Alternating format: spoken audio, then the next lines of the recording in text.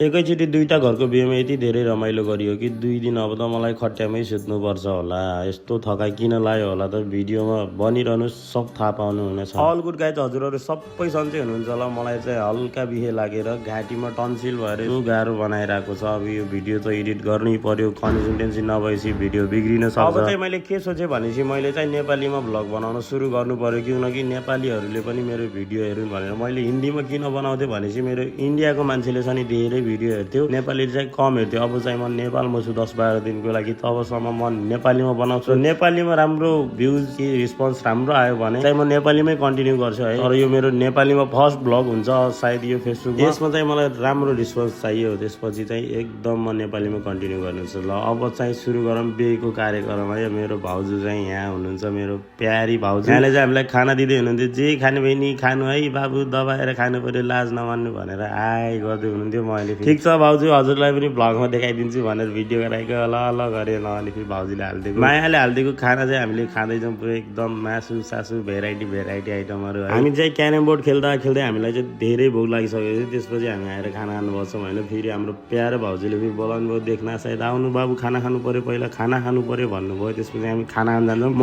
र मेरो दाइ चाहिँ खाएर सकिरहेको हुन्छ। त्यसपछि मेरो दोस्त आउँछ, हेर्नु न पुरै झ्यापमा लास्ट आएको छ, यसको नाटकै उभर हुन्छ। यो चाहिँ पहिलो घरको बेहुला र बेहुलीको डान्स हेर्न सक्नुहुन्छ हजुर। यति राम्रो डान्स छ, हेर्न सक्नुहुन्छ। हाम्रो यतातिर चाहिँ यसरी नै बिहा हुन्छ, पुरै एकदम पैसाको माला लगाएर एकदम धुम धडाकासँग होइन। यहाँ चाहिँ अलि धेरै पहिले बिहा भइसकेको पछि चाहिँ उ त्यो गरेको। त्यही भएर चाहिँ बेहुलीको घरमा हुन्न नि त हाम्रो यतातिर रमाइलो, बेहुलाको घरमा हुन्छ नि त रमाइलो। सबैको उस्तै हुन्छ होला नेपालमा भएपछि। अब चाहिँ यहाँ हुँदैछ बेहुलीको बिदाई, हेर्न सक्नुहुन्छ हजुरहरूले। एकदम पहिला बेहुलीलाई भाइले बोकेछ, फेरि बेहुलालाई चाहिँ खै कसले बोकेछ त्यो मलाई थाहा भएन, तर बेहुलीलाई भाइले बोकेछ। एउटा भाइ चाहिँ इन्डिया छ अनि एउटा भाइ अर्को उता कता गएको छ, फेरि अर्को भाइले बोकेछ। हेर्नु क्या दामी टाइम, क्या सिन आइरहेको छ। सनलाइट आएको टाइममा पनि बिदाई गरेको, एकदम क्यामेराले नि साथ दिएर यस्तो क्वालिटी दिइरहेछ नि, कुरै छोडिदिनुहोस् हजुरहरू है। यतिकै भिडियो बनाइरहेको थिएँ मैले। अब भ्लगको लागि भिडियो सिडियो खिच्दै हुन्छु नि त म त, अब एकदम बिजी, भ्लगमै बिजी हुन्छु नि त। फेरि मैले चाहिँ भन्छ दाइले एउटा केटी छे भनेर, ल यस्तो दामी केटी आएको मलाई थाहै नै। म चाहिँ बिजी चाहिँ भ्लगमै हुन्छु नि त, त्यही भएर एनी टाइम मैले फेरि अब ध्यानै नदिने, कतैतिर भ्लगमै हुन्छ नि त मेरो ध्यान भनेको। म त क्लिप्सहरू राम्रो निकाल्छु। फेरि मैले भनेको यस्तो दामी मान्छेले खै हाई गरिदेऊ न भनेको, फेरि हाई गरिदिएर स्माइल नि किल्लर के पुरै एकदम फिदै भइदिन्थ्यो। म त घरमा बुढी नभए चाहिँ, अब घरमा बुढी चाहिँ त्यही भएर गाह्रो छ। फेरि यस्तो दामी मान्छे मेरो भ्लगमा देखिस् त मेरो भ्लग सिधै भाइरल भनिदिएको, झनै खुसी। ल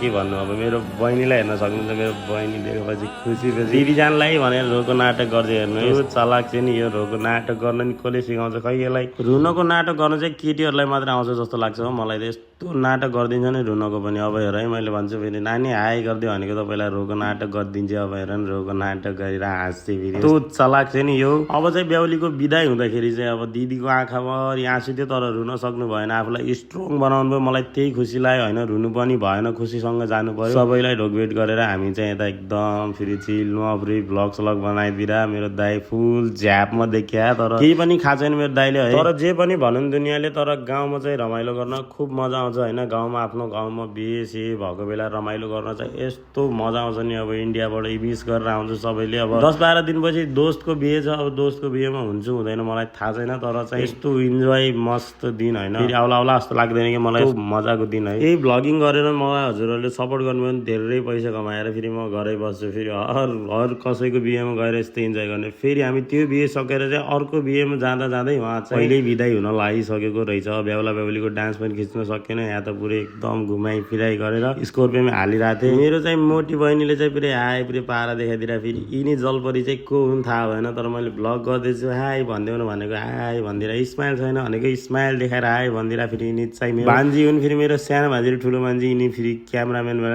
क्यामराम्यान पुरा ह्यान्डसम भनेर आइदिरहेको थियो। फेरि म र मेरो भान्जीको फोटो खिचिदिरहेको थियो। फेरि क्यामरामा आइफोन हुँदाहुँदै क्यामरामा किन खिच्नु भनेको, तर पनि खिचिदिउँ न 1-2टा नाइटमा मब्बाल आउँछ भनेर खिचिदिरहेको थियौँ। पछि हामी चाहिँ नाइटको भ्यू है यो। पहिला चाहिँ केटाहरू कमै थियौँ, तर पछि चाहिँ सबै आएपछि चाहिँ इन्जोय गर्दै थियौँ हामी, सबजना नाच्दै थियौँ है। म नाचेको अब भिडियो पनि देखाइदिन्छु हजुरहरूलाई। साउन्ड अब यसमा बन्द गर्छु थोरै देर।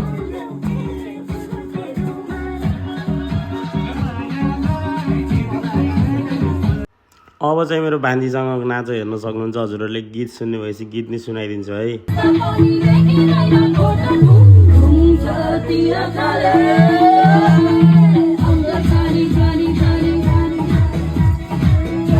यो चाहिँ मेरो पूर्णिमा बहिनीसँगको डान्स हेर्न सक्नुहुन्छ हजुरहरूले फेरि यसमा पनि गीतसँग इन्जोय गर्नुहोस् है